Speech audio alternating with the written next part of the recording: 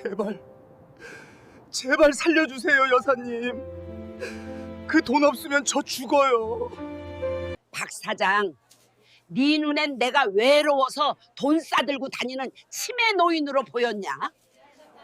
사람 잘못 봤다. 나 남대문 호랑이 이말자야. 놈은 지금 제 발밑에서 벌벌 떨고 있습니다. 불과 일주일 전만 해도 제 손등에 키스를 퍼부으며 남은 여생, 당신만을 위한 지팡이가 되어드리겠다고 감미롭게 속삭이던 그 입으로 말입니다. 지금은 어떻습니까? 콧물과 눈물로 범벅이 된 채 살려주세요. 제발 그 돈만은 돌려주세요라며 개처럼 빌고 있습니다. 이태리 장인이 만들었다던 명품 양복은 찢겨 나갔고 기름칠에 넘겼던 머리카락은 헝클어져 흉한 꼴을 하고 있습니다. 그토록 오만하고 기품 있던 눈빛은 이제 공포와 절망으로 가득 차 저를 올려다보지도 못합니다. 저는 편의점에서 산 캔 커피를 따 한 모금 마시며 바닥을 기는 그놈을 차갑게 내려다보았습니다. 박 사장. 아니, 사기꾼 박도훈아.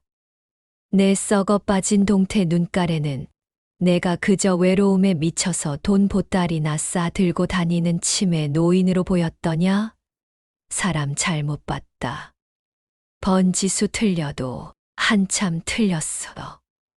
나는 남대문 시장 바닥에서 40년 동안 가짜와 진짜를 골라내며 뼈가 굵은 이말자다.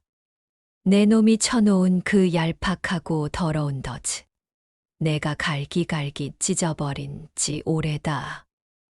50억 자산가를 꿈꾸며 제게 접근했던 제비족 꽃중년. 제 통장 비밀번호를 알아내려다 거품 물고 기절해버린 그 통쾌하고도 처절한 사기꾼, 참교육 이야기. 지금부터 그 전말을 하나도 빠짐없이 공개합니다. 안녕하세요. 인생 이막의 지혜와 깊은 감동을 전해드리는 우리들의 두 번째 인생입니다. 오늘 들려드릴 이야기는 노년의 외로움을 파고들어 피 같은 노후 자금을 갈취하는 악질 사기꾼을 통쾌하게 응징한 어느 위대한 어머니의 실화 같은 이야기입니다. 가슴 뻥 뚫리는 사이다. 복수극을 듣기 전에 구독과 좋아요, 그리고 알림 설정 한 번씩 꼭 눌러주세요. 여러분의 작은 관심이 더 좋은 이야기를 만드는 가장 큰 힘이 됩니다. 자, 그럼 벼랑 끝 전술로 사기꾼을 때려잡은 호랑이 할매의 이야기, 지금 바로 시작합니다. 내 이름은 이말자. 올해로 72입니다. 사람들은 지금의 나를 보면 그저 문화센터나 다니며 붓글씨나 쓰고 손주들 오면 용돈이나 쥐어주는 평범하고 인자한 할머니라고 생각합니다. 뭐 틀린 말은 아닙니다. 지금은 다 늙어서 종로 뒷골목에서 친구들과 수다나 떨고 조용히 국밥이나 사 먹는 신세니까요. 하지만 내 지난 세월을 아는 시장 사람들은 나를 이렇게 부릅니다. 남대문 호랑이 혹은 이 회장.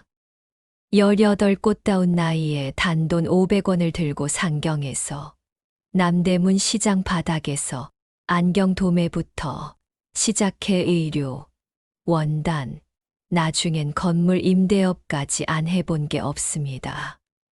새벽 2시에 일어나 물건 떼러 가고 밤 10시까지 장사하며 하루 4시간 이상 자본 적이 없는 세월이었습니다. 그렇게 독하게 40년을 버텼습니다. 내 손을 거쳐 간 돈이 산을 이루었고 내 눈을 거쳐 간 사람은 수만 명이 넘습니다. 시장 바닥이라는 게 그렇습니다. 눈 뜨면 코 베어가는 곳. 어수룩해 보이는 순간 뼈까지 발라 먹히는 곳이죠. 사기꾼, 도둑놈, 야바위꾼들이 드글거리는 그 정글에서 살아남으려면 딱 하나만 있으면 됩니다. 바로 진짜와 가짜를 구별하는 눈. 나는 사람이 저 멀리서 걸어오는 봄새만 봐도 저놈이 물건을 사러 온 건지, 훔치러 온 건지, 아니면 사기를 치러 온 건지 냄새를 맡습니다. 그 동물적인 촉 하나로 건물을 올리고 자식들 유학까지 보냈으니까요. 그런데 얼마 전 내 가장 친한 친구 최 여사가 쓰러졌습니다. 평생 교직에 몸담았다가 정년 퇴임하고 남편과 사별한 뒤 적적하게 지내던 친구였습니다.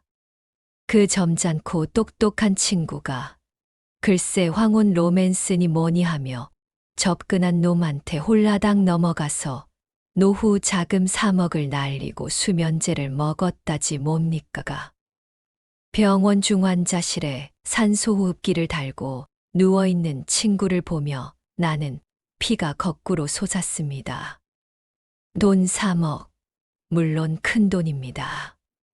하지만 돈보다 더 용서할 수 없는 건 사람의 외로운 마음을 난도질한 그 죄질이었습니다. 늙고 병들어 누군가의 온기가 그리운 노인의 마음을 이용하다니. 이건 살인이나 다름없었습니다. 경찰에 신고했지만 놈은 이미 잠적한 뒤였고 잡는다고 해도 돈을 돌려받기는 힘들다고 하더군요. 대포폰의 대포통장 꼬리 자르기에 명수라나요. 그래서 내가 직접 나서기로 했습니다. 법이 못하면 내가 한다. 그게 시장 바닥의 룰이니까요. 친구의 통화 기록과 주변 탐문을 통해 놈이 최근 활동 무대를 옮겨 구청 문화센터 댄스 교실에 나타난다는 첩보를 입수했습니다. 나는 작전을 짰습니다. 옷장에서 가장 수수한, 아니 약간은 촌스러운 꽃무늬 블라우스를 꺼내 입었습니다. 돈은 많지만 쓸 줄 모르는 외로운 과부 컨셉이었죠. 하지만 딱 하나, 미끼는 확실해야 했습니다. 나는 금고 깊숙한 곳에서 30년 전 내가 나 자신에게 선물했던 롤렉스 시계 하나를 꺼내 찼습니다. 낡았지만 진짜 배기 18K 금장이 번쩍이는 놈으로요. 사기꾼 놈들은 이런 거 하나는 기가 막히게 알아보거든요. 놈을 처음 본 건 댄스 교실 첫 수업 날이었습니다. 사교 댄스 음악이 흐르는 교실 한 구석, 유독 눈에 띄는 남자가 있더군요. 훤칠한 키에 염색을 깔끔하게 해서 나이보다 10년은 젊어 보이는 50대 중반의 남자. 박도훈이라고 했습니다. 자칭 미국에서 벤처 사업을 하다가 은퇴하고 한국에 들어와 소일거리로 춤을 배운다고 하더군요. 놈은 나를 보자마자 눈을 반짝였습니다. 내 얼굴이 아니라 내 손목에서 번쩍이는 금시계를 본 겁니다. 수업이 끝나고 땀을 닦고 있는데 놈이 내게 다가왔습니다. 자판기 믹스 커피 한 잔을 뽑아 건네며 짓는 그 느끼한 미소란. 어머니, 처음 오셨죠. 춤선이 예사롭지 않으십니다. 젊었을 때 한 인물 하셨겠어요. 귀티가 흐르십니다. 나는 속으로 코웃음을 쳤습니다. 귀티는 무슨 땀 냄새겠지. 어디서 개수작이야. 하지만 내 시선은 놈의 얼굴이 아니라 구두 끝에 머물렀습니다. 놈은 겉보기엔 멀끔한 이태리 양복을 입고 있었지만 결정적으로 구두가 에러였습니다. 명품 로고가 박힌 구두였지만 뒷굽이 묘하게 갈려 있었고 가죽도 관리가 안 돼서 미세하게 터져 있었죠. 진짜 부자들은, 아니 여유가 있는 사람들은 구두 굽을 저렇게 방치하지 않습니다. 저건 부자 행세를 하느라 겉만 번지르르하게 꾸민 속 빈 강정이라는 증거였습니다. 돈이 급하다는 신호였죠. 딱 걸렸다. 이놈. 나는 짐짓 수줍은 척 고개를 숙이며 40년 묵은 호랑이의 발톱을 숨겼습니다. 아유, 늙은이가 주책이죠, 뭐. 남편 보내고 집에 혼자 있으니 심심해서 나와봤어요. 자식들은 다 외국에 있고, 남편 사별, 혼자 외국에 있는 자식. 사기꾼들이 가장 좋아하는 3대 요소를 다 던져주었습니다. 놈의 입꼬리가 살짝 올라가는 게 보였습니다. 먹잇감을 찾았다는 그 비릿한 웃음. 그래, 웃어라. 실컷 웃어둬라. 내가 웃는 건 오늘이 마지막일 테니까. 박도훈, 이놈은 생각보다 더 치밀하고 교활했습니다.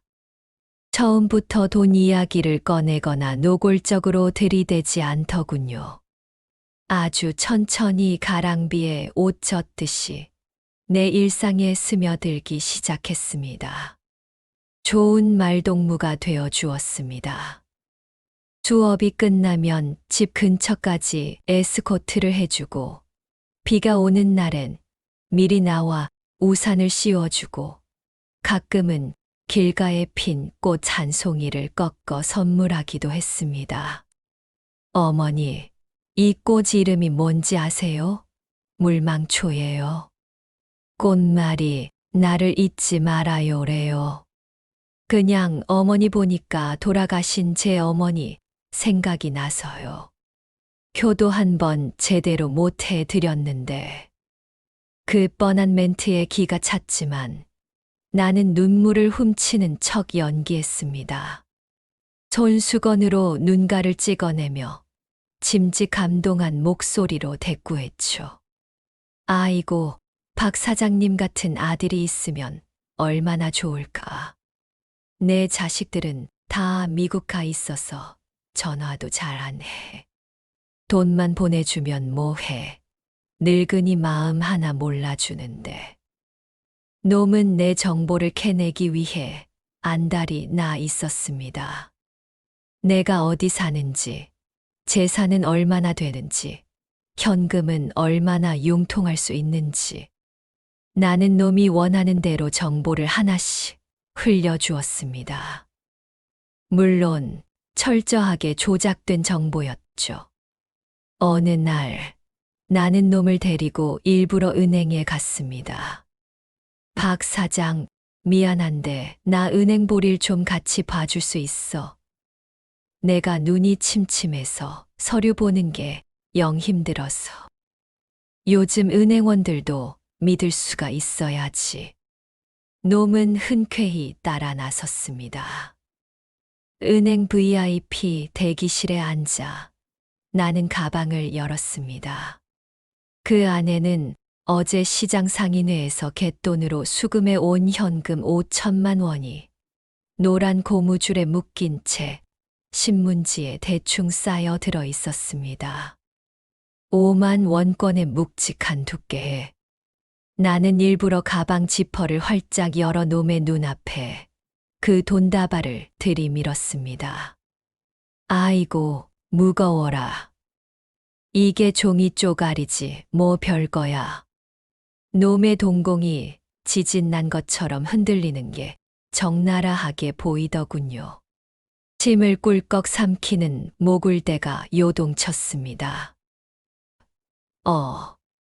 어머니, 그 많은 현금을 왜 가방에?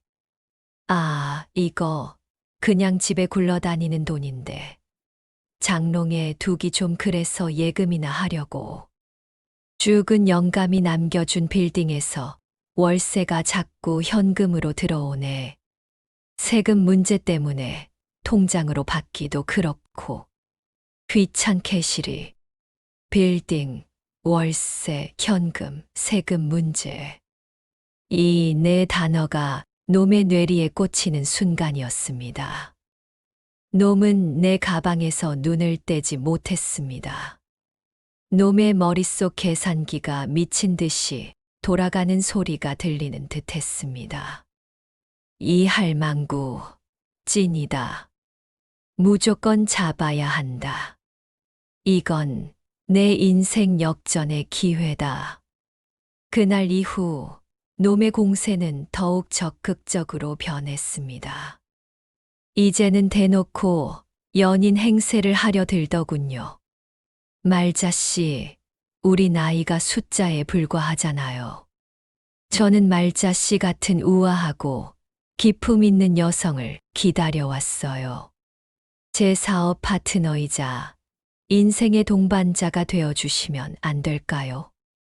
우아하고 기품, 내가 남대문 시장에서 짐꾼들이랑 육두문자 섞어가며 싸울 때, 떼먹힌 돈 받으러 가서 들어 누울 때의 모습을 봤다면 기절했을 놈이 입에 침도 안 바르고 거짓말을 합니다.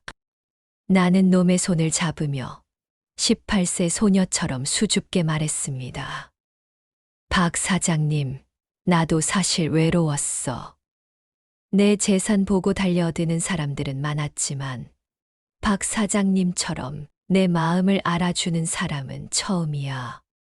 정말 나를 여자로 봐주는 거야? 놈은 내 손을 잡고 달살 돋는 멘트를 날렸습니다. 그럼요. 말자 씨는 제게 여자 그 이상입니다. 여신이죠. 속으로 쾌재를 불렀을 겁니다. 다 넘어왔다고 생각했겠죠. 하지만 놈은 몰랐을 겁니다. 내가 잡은 놈의 손에서 느껴지는 맥박수를 세며 놈의 거짓말을 측정하고 있다는 것을. 그리고 내 눈은 놈의 넥타이가 짝퉁이라는 것을, 셔츠 소매 끝이 달아있다는 것을 간파하고 있다는 것을요. 한 달쯤 지났을 때 드디어 놈이 본색을 드러내기 시작했습니다. 고급 일식집에서 저녁을 먹는데 놈이 한숨을 푹 쉬며 술잔만 만지작거리더군요. 요즘 사업 때문에 골치가 좀 아프네요. 기다리던 레퍼토리였습니다. 뜸 들이지 않고 물었죠. 왜 그래요? 박 사장 얼굴이 반쪽이야. 무슨 일 있어요? 아니, 사실 제가 미국 본사에서 추진하는 친환경 에너지 사업이 있는데 이게 수익률이 연 30%가 넘는 대박 아이템이거든요. 근데 이번에 1차 투자자 모집이 마감되는데 제 지인들 몫으로 빼둔 VIP 자리가 딱 하나 비어서요. 이걸 누구한테 줘야 할지. 전형적인 폰지 사기 다단계 금융 사기 수법이었습니다. 소액을 투자하게 만들고 몇 달 이자를 꼬박꼬박 줘서 신뢰를 얻은 뒤 나중에 큰돈을 투자하게 만들어서 먹튀하는 방식. 내 친구 최 여사도 이 수법에 당했습니다. 나는 짐짓 관심 없는 척하며 회를 한 점 집어 초장에 푹 찍었습니다. 아유, 나는 그런 거 몰라.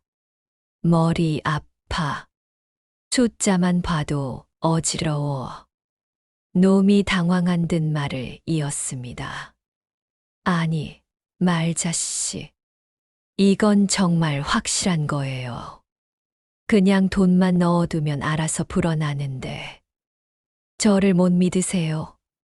제가 말자씨 돈 떼먹을 사람입니까? 나는 젓가락을 탁 내려놓고 놈의 눈을 빤히 쳐다보았습니다. 그리고 천천히 아주 은밀하게 미끼를 던졌습니다. 박 사장, 나는 푼돈 굴리는 건 관심 없어. 몇 천만 원 넣어봤자 이자 몇 푼이나 나온다고. 사실 내가 지금 큰 거 하나 준비 중이거든. 큰 거요. 그게 뭔데요? 놈의 귀가 쫑긋 섰습니다. 몸이 테이블 쪽으로 쑥 넘어오더군요. 강남 역세권에 5층짜리 상가 건물이 하나 급매로 나왔어. 시세가 50억인데 건물주가 도박빚 때문에 급전이 필요해서 30억에 던진대. 내가 그걸 잡으려고 현금 20억을 금고에 준비해 뒀거든. 2.20억이요. 현금으로요? 놈의 목소리가 갈라졌습니다. 침 넘어가는 소리가 들릴 정도였습니다. 응. 근데 문제가 하나 있어. 내가 이미 건물이 2채나 있어서 세금 폭탄 맞을까봐 내 명의로 사기가 좀 그래. 믿을 만한 사람 명의만 빌리면 시세 차익 20억 남겨서 반반 나누면 딱 좋은데. 주변에 믿을 놈이 하나도 없네. 다들 내 돈만 노리는 하이에나들이라. 나는 한숨을 쉬며 사케 잔을 비웠습니다. 놈의 눈빛이 탐욕으로 번들거리는 게 보였습니다. 30% 수익률. 아니죠. 눈앞에 20억, 아니 50억짜리 건물이 왔다 갔다 하는데 몸의 이성이 마비되는 건 시간 문제였습니다. 사기꾼들의 특징이 그렇습니다. 작은 미끼로 남을 낚으려다 더 큰 미끼를 보면 자기가 물고기인 줄도 모르고 덥석 물어버리죠. 말자씨, 그 명예 제가 빌려드리면 안 될까요? 우리가 남도 아닌데. 놈이 덜덜 떨리는 손으로 내 손을 잡았습니다. 손바닥이 축축했습니다. 나는 짐짓 곤란한 표정을 지었습니다. 에이, 박 사장은 사업하느라 바쁘잖아. 그리고 우리가 아직 그런 사이까지는 명예 빌려주는 게 보통 일이 아닌데. 아닙니다. 저 말자씨 위해서라면 뭐든 할 수 있어요. 우리 혼인신고라도 하죠. 그러면 법적으로 부부니까 명예 문제도 해결되잖아요. 제가 다 책임질게요. 혼인신고. 놈은 지금 내 재산을 통째로 삼킬 생각에 흥분해서 제 무덤을 파고 있었습니다. 나는 속으로 쾌재를 불렀습니다. 그래, 물었다. 아주 제대로 낚였어. 나는 놈을 확실하게 구워 삶기 위해 밀당을 시작했습니다. 놈이 안달나서 미치게 만들어야 했거든요. 며칠 동안 연락을 뜸하게 하고 만날 때마다 누군가와 통화하며 심각한 표정을 지었습니다. 아니, 김 변호사사. 그 건물이 벌써 다른 사람한테 넘어가게 생겼다고. 계약금을 더 걸어야 한다고? 아 참. 알겠네. 내가 어떻게든 해보지. 놈은 내 옆에서 안절부절 못하며 통화 내용을 엿들었습니다. 입술을 물어뜯으며 눈치를 보더군요. 전화를 끊고 내가 한숨을 땅이 꺼져라 푹 쉬자 놈이 다급하게 물었습니다. 말자씨, 왜 그래요? 그 강남 건물 문제 생겼어요? 아휴, 박 사장 큰일 났어. 다른 매수자가 나타났대. 현금 들고 온 사람이 있다나 봐. 건물주가 내일 모레까지 계약금 5억을 먼저 입금하는 사람한테 건물을 넘기겠대. 안 그러면 파토 내겠다고 난리야. 그럼 입금하면 되잖아요. 말자씨 현금 많다면서요. 금고에 20억 있다면서요. 그게 내가 20억을 잠시 다른 정기예금에 묶어놨어.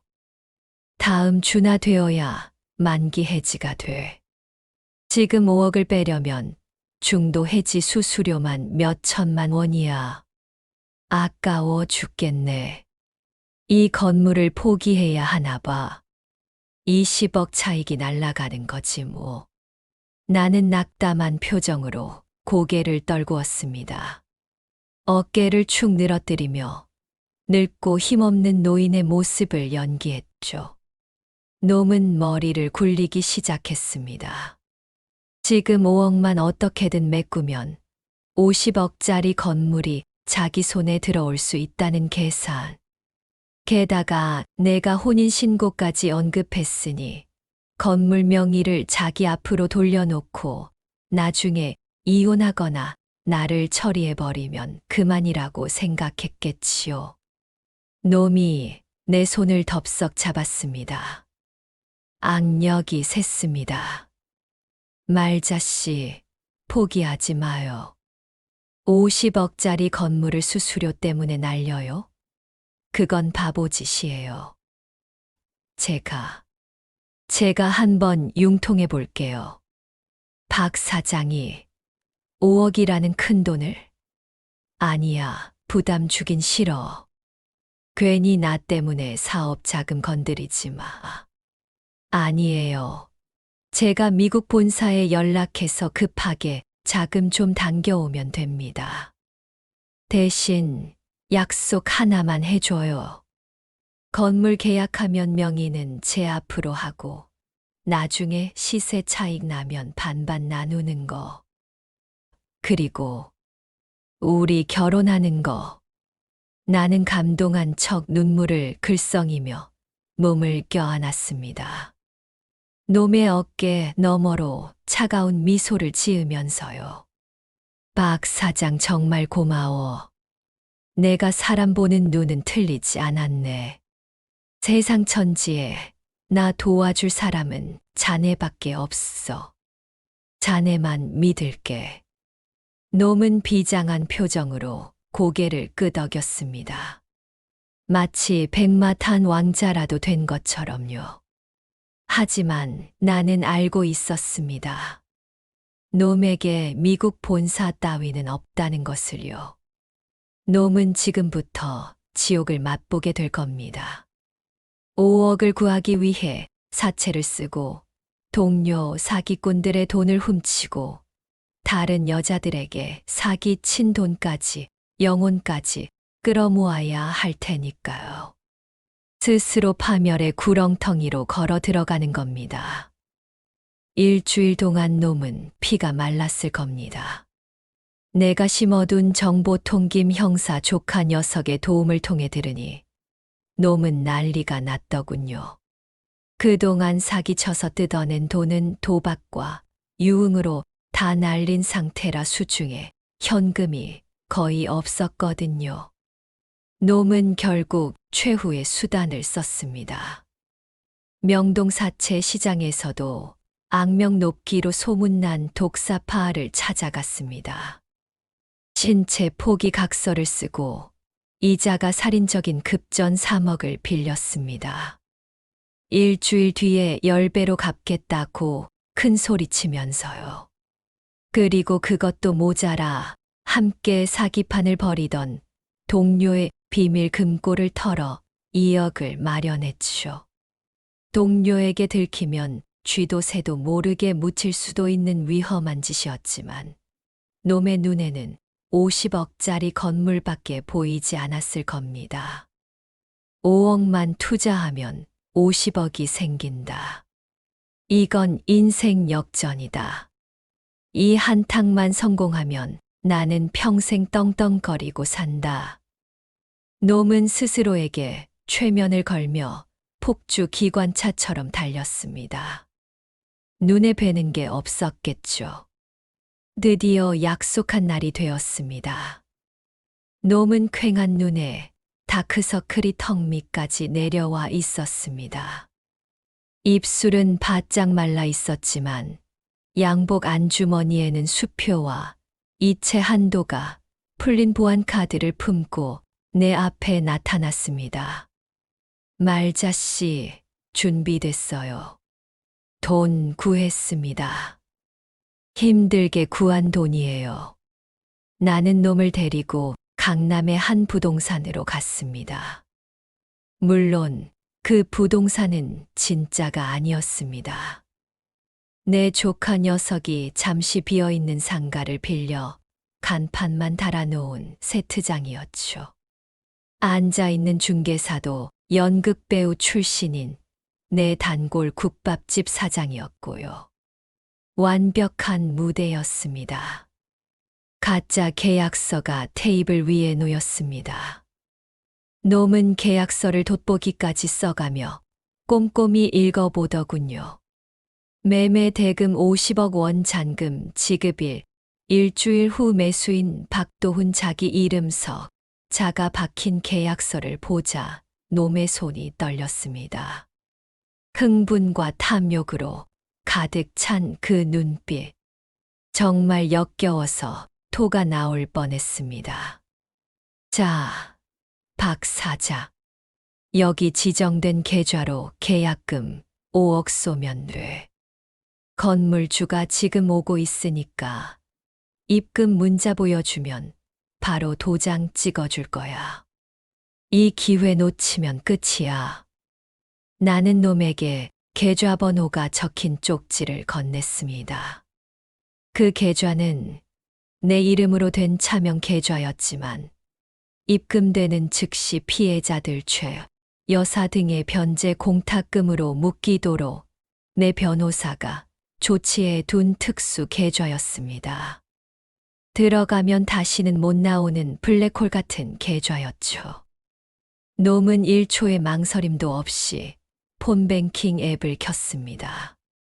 비밀번호를 누르는 손가락이 떨렸습니다. 이체하시겠습니까? 금액 5억 원 확인 띵동. 내 휴대폰에 입금 알림이 울렸습니다. 입금했습니다. 말자 씨, 이제 건물주 오면 도장만 찍으면 되는 거죠. 이제 이 건물 제 겁니다. 놈이 상기된 얼굴로 소리쳤습니다. 나는 빙그레 웃으며 자리에서 일어났습니다. 그럼 박 사장 고생했어. 아, 나 잠깐 화장실 좀 다녀올게. 너무 긴장했더니 속이 좀 안 좋네. 금방 올게. 네, 다녀오세요. 여보, 천천히 오세요. 놈은 나를 여보라고 불렀습니다. 그 소리가 어찌나 소름 끼치던지. 나는 가방을 챙겨 들고 유유히 부동산 문을 나섰습니다. 문을 닫기 전 마지막으로 본 놈의 얼굴은 세상 다 가진 듯 행복해 보였습니다. 그게 놈이 본 세상의 마지막 빛이었을 겁니다. 지옥문이 열리기 직전이었으니까요. 나는 부동산을 나와 미리 대기하고 있던 조카의 차에 탔습니다. 이모, 아니, 여사님. 입금 확인됐습니다. 작업 끝낼까요? 경찰에 바로 넘길까요? 아니야. 조금만 더 기다려요. 저놈이 희망에서 절망으로 떨어지는 그 낙차를 느껴야 해. 뼛속까지 후회하게 만들어야지. 우리는 차 안에서 놈이 나올 때까지 기다렸습니다. 10분이 지나고 20분이 지나도 내가 돌아오지 않자 놈은 초조해하기 시작했을 겁니다. 화장실 쪽을 기웃거리다가 결국 내게 전화를 걸었겠죠. 고객님의 전화기가 꺼져 있어. 수십 번을 걸어도 대답 없는 전화기기. 놈의 표정이 굳어지는 게 눈에 선했습니다. 부동산 사장 연극배우에게 물었을 겁니다. 사장님, 저기 같이 온 할머니 아시죠? 건물주 언제 와요? 왜 안 와요? 사장님이 천연덕스럽게 대답합니다. 우리가 짠 각본대로 말이죠. 건물주요? 무슨 말씀이세요? 여기 내놓은 건물 없는데요. 그리고 저 할머니는 그냥 화장실 좀 쓴다고 들어오신 분인데 아는 사이 아니에요? 네, 아까 계약서 썼잖아요. 여기 테이블 위에. 놈이 테이블을 가리켰지만 계약서는 온데간데 없었습니다. 내가 나갈 때 슬쩍 챙겨서 가방에 넣었으니까요. 손님 덥석 들어오셔서 혼자 스마트폰 보면서 중얼거리시더니 무슨 계약서요? 저희 퇴근해야 하니까 나가세요. 영업 방해하지 말고. 놈은 얼굴이 하얗게 질렸습니다. 다리에 힘이 풀려 주저앉았겠죠. 다시 전화를 걸어보지만 없는 번호입니다라는 안내 멘트만 나옵니다. 그제야 놈은 깨달았습니다.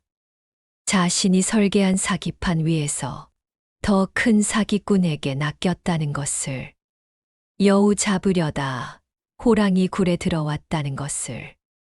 아, 이 말자. 내 돈 내놔. 이거 꿈이야. 부동산 유리창 너머로 놈이 절규하는 모습이 보였습니다. 놈은 부동산을 뛰쳐나와 거리를 헤맸습니다. 하지만 갈 곳이 없었죠. 사채업자들은 이미 놈이 잠적한 줄 알고 추적을 시작했을 테고, 돈을 훔친 동료, 사기꾼들도 놈을 찾고 있을 테니까요. 5억을 날린 것도 문제지만 이제 놈의 목숨이 위태로워진 겁니다. 사방이 적이고 갈 곳은 감옥뿐인 신세가 된 거죠.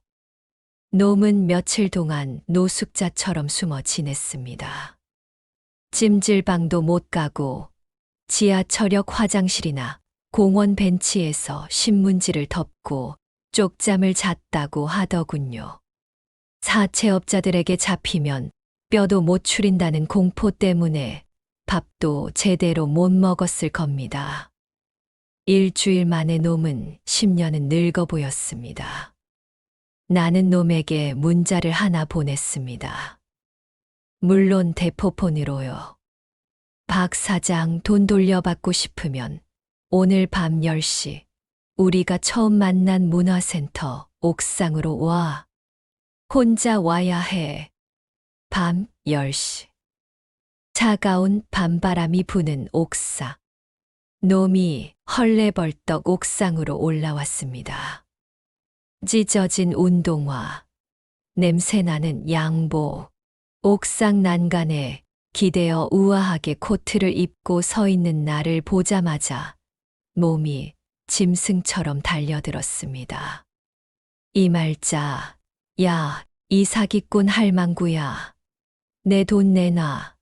안 그러면 죽여버릴 거야. 너 때문에 내 인생 망쳤어. 놈이 내 멱살을 잡으려는 순간 어둠 속에서 건장한 남자 2명이 튀어나와 놈을 제압했습니다. 미리 섭외해 둔 사설 경호원들이었죠. 놈은 바닥에 처박힌 채 발버둥 쳤습니다. 나는 천천히 또각또각 구두 소리를 내며 놈에게 다가갔습니다. 사기꾼, 누가 누구 보고 사기꾼이래. 내가 최 여사한테 뜯어간 3억, 그리고 다른 노인들 등쳐먹은 돈. 그거 다 합치면 5억 넘지. 내가 그 돈, 내 이름으로 피해자들한테 다 돌려줬다. 넌 덕분에 빚 좀 갚은 거야. 콩밥 먹으러 가기 전에 착한 일 한 번 했다고 생각해라. 뭐라고? 내 돈을? 남들한테 줬다고. 그게 어떤 돈인데. 내 목숨 줄인데. 놈은 믿을 수 없다는 듯 눈을 부라렸습니다. 거품을 물 기세였습니다. 그래.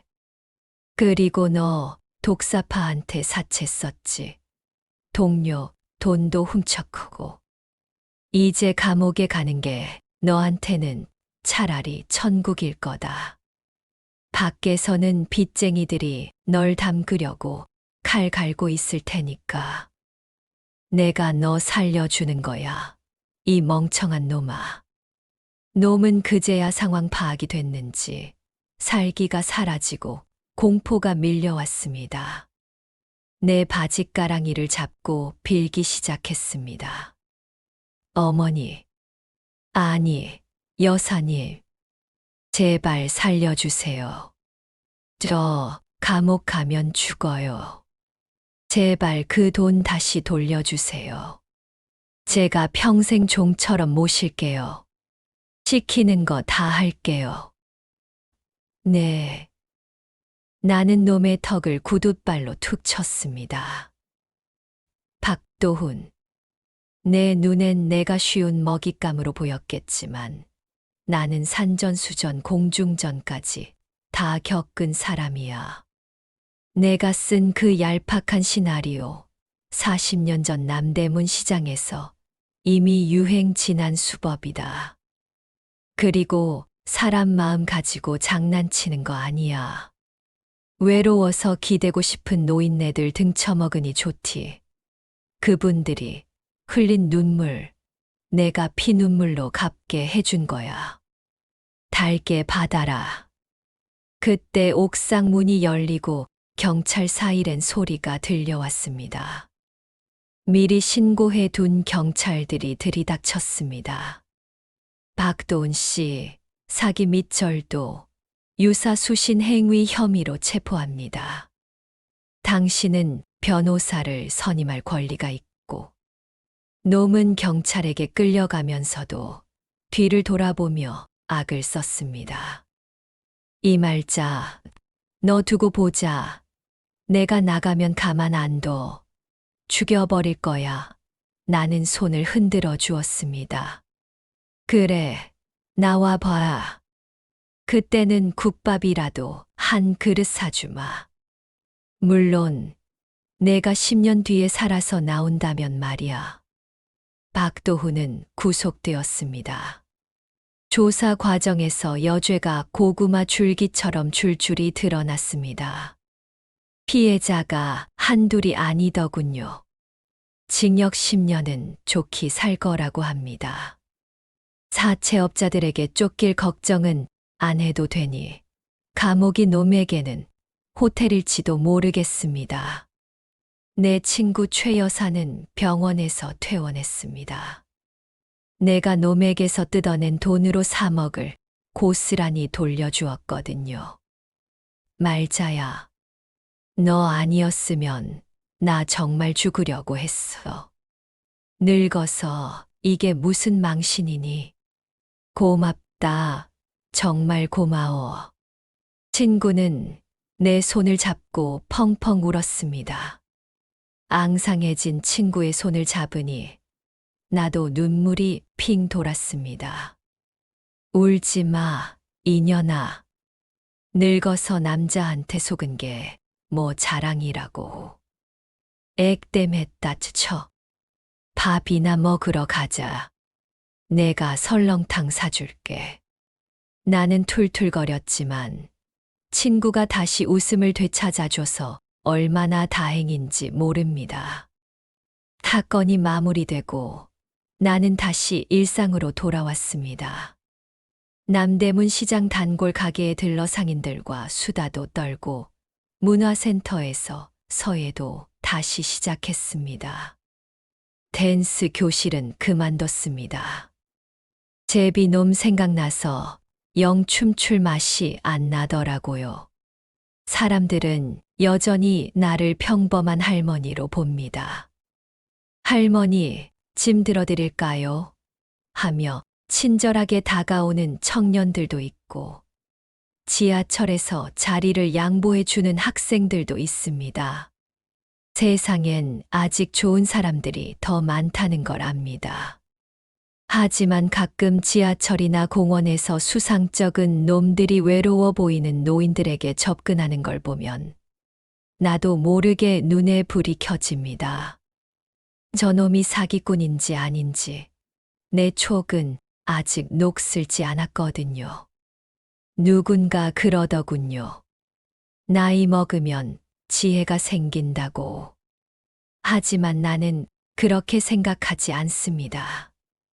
나이 먹는다고 저절로 지혜가 생기는 게 아니라 수많은 가짜와 부딪히고 깨지면서 상처 입고 아물어가면서 진짜를 보는 눈이 생기는 거라고요. 우리는 늙은 게 아닙니다. 세상의 모진 풍파를 견디며 세상의 때를 묻혀가며 단단해진 겁니다. 옹이 진 나무가 더 단단하듯이 말입니다. 그러니 혹시라도 외롭다고 아무나 믿지 마십시오.